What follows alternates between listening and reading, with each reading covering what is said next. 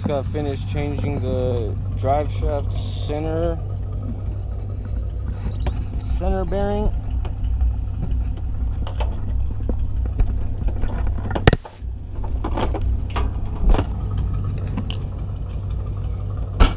And while I was at it, I went ahead and emptied out the cats. There's all that stuff. Sounds a lot louder, but it's a good kind of loud. It's not a shitty Honda kind of loud.